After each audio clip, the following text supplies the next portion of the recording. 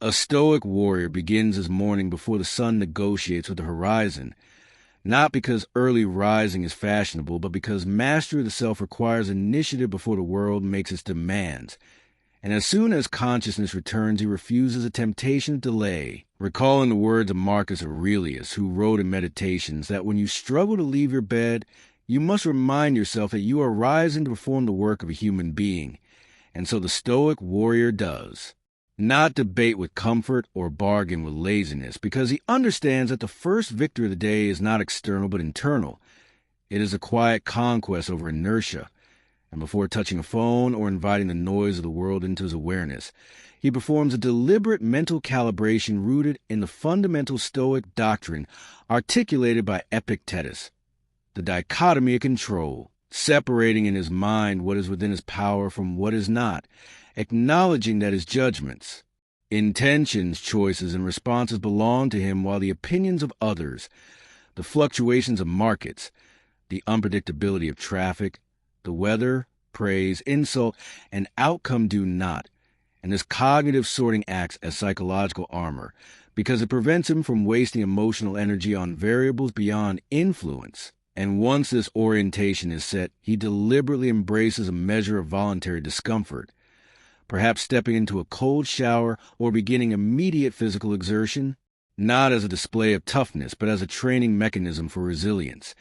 echoing the counsel of Seneca, who advised practicing hardship to reduce the fear of hardship. And as cold water strikes the skin or muscles burn under strain, he observes the mind's impulse to retreat, yet remain steady, breathing slowly, reminding himself that discomfort is information, not command, that sensation need not dictate decision. And through this, he strengthens the neural pathway of composure under pressure, teaching himself that he can endure without dramatizing. And then he engages in structured physical training, not for vanity, but for capacity, because the body is an instrument of action, and action aligned with virtue requires energy, stamina, and health.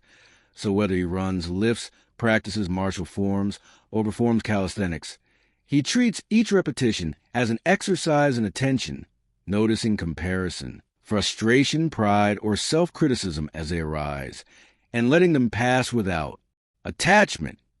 understanding that the real training is not muscular hypertrophy, but disciplined awareness.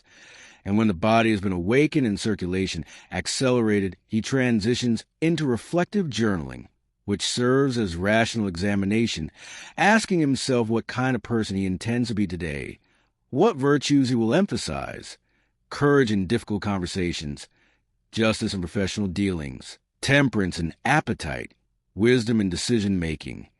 And he may premeditate adversity, imagining potential frustrations such as disrespect, delay, or disappointment, so that when they occur, he recognizes them as rehearsed scenarios rather than shocking intrusions,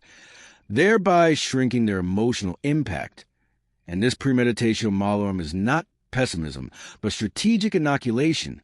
reducing reactivity by converting surprise into expectation. And after clarifying intention, he reviews long-term aims, not an obsessive ambition, but an alignment with values, ensuring that daily actions contribute to character rather than merely to status, because the Stoic warrior measures success not by applause, but by adherence to principle. And he might read a brief passage of Stoic literature to sharpen his reasoning, reflecting on mortality as a focusing device, remembering that time is finite, and therefore trivial irritations are unworthy of agitation. And this memento mori perspective intensifies gratitude and urgency simultaneously, encouraging him to treat each morning as both privilege and responsibility. And before entering digital space, he commits to a boundary of attention, deciding when and why he will engage with messages rather than allowing them to dictate his mood, recognizing that modern distractions are subtle tyrants that erode agency, and he may spend several minutes in silent contemplation or breath-focused meditation, not to escape thought, but to observe it, strengthening the faculty that distinguishes stimulus from response, which is a cornerstone of Stoic freedom. And he practices viewing himself as a citizen of a larger human community, preparing to meet others not with hostility, but with understanding, recalling that people err from ignorance, not malice, and therefore deserve patience.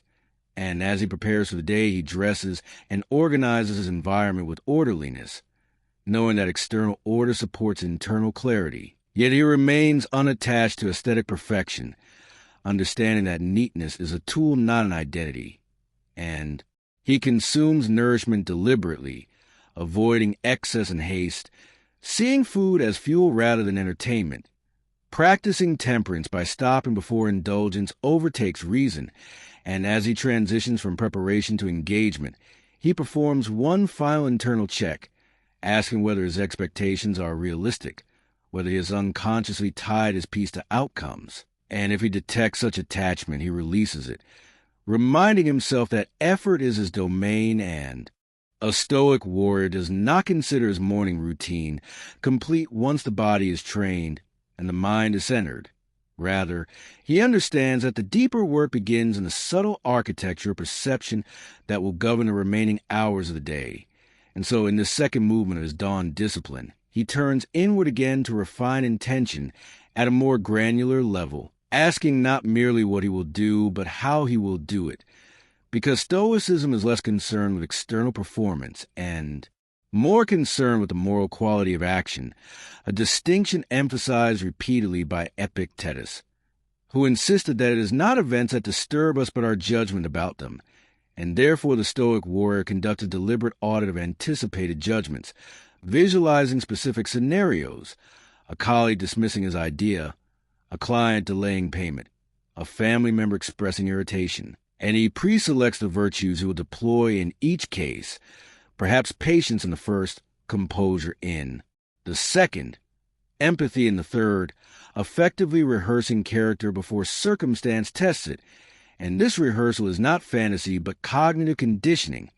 strengthening neural pathways associated with restraint and rational interpretation. Much like an athlete visualizes a performance to enhance execution, and after this rehearsal he practices negative visualization in a more existential sense, briefly contemplating loss, not morbidly but realistically, acknowledging that health, status, relationships, and even life itself are transient, echoing the memento mori reflections found in Meditations by Marcus Aurelius. And through this contemplation, he shrinks trivial irritations to proper scale, because when mortality is remembered, minor inconveniences lose their capacity to provoke disproportionate emotion. And with perspective recalibrated, he refines his priorities by identifying one or two essential tasks that, if executed with excellence, would render the day meaningful, regardless of secondary outcomes, thereby preventing diffusion of effort across distractions. And he commits to deep, uninterrupted work blocks early in the day when cognitive resources are strongest, guarding attention as a strategic asset,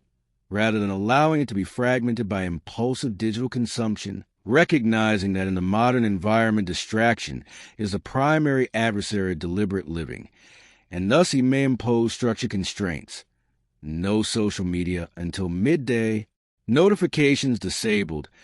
email batch rather than continuously monitored. Because self-mastery includes environmental design, and while engaging his first work session, he applies Stoic attentiveness by focusing exclusively on the task at hand, practicing what the Stoics call sustained awareness, which transforms even mundane labor into character training. Since boredom becomes an opportunity to practice steadiness, complexity becomes an opportunity to practice patience, and setbacks become an opportunity to practice adaptability. And when errors occur, he resists self-condemnation, instead analyzing them dispassionately as data points for improvement, remembering Seneca's counsel that progress requires honest self-examination without emotional excess. And as interactions with others begin, he consciously adopts a posture of cooperative rationality, viewing colleagues not as obstacles, but as fellow participants in a shared human enterprise, aligning with the Stoic cosmopolitan idea that all humans partake in the same rational order, and therefore he listens more than he speaks. Seek and understand before asserting, and if confronted with hostility, he reminds himself that the aggressor acts from a mistaken belief about what is good, a concept central to Stoic ethics, which holds that wrongdoing stems from ignorance rather than inherent evil. And this reframing reduces anger by substituting understanding for resentment, allowing him to respond firmly yet without malice. And throughout the morning's unfolding events, he periodically pauses for micro-reflections, brief internal check-ins lasting seconds rather than minutes, asking whether his current emotional state aligns with reason, whether he has slipped into attachment to outcome, whether pride or fear has begun to color perception, and if misalignment is detected, he corrects gently but decisively, much like a navigator adjusting course in response to drift, and he treats criticism as an instrument rather than an insult, evaluating whether it contains truth and adopting what is useful, while discarding what is baseless without emotional turbulence, thereby converting potential ego injury into developmental leverage. And when success occurs, he practices humility by attributing favorable outcomes not solely to personal brilliance, but to a confluence of preparation, timing, cooperation, and circumstance, recognizing the Stoic insight that control is partial and therefore arrogance is irrational. And as midday approaches, he revisits gratitude deliberately, listing silently a few conditions often taken for granted: breath, mobility, access to knowledge, opportunity to contribute,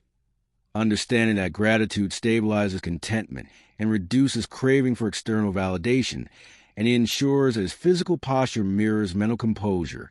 standing upright, breathing steadily, maintaining measured speech, because physiology influences psychology and deliberate embodiment, reinforces disciplined cognition, and he consumes information selectively, choosing material that strengthens understanding rather than inflames impulse, perhaps reading a short philosophical passage or reflecting on a maxim from Seneca, integrating ancient insight into contemporary context. And if unexpected crisis emerges, he activates the Stoic sequence: pause, assess controllables, choose the most virtuous available response,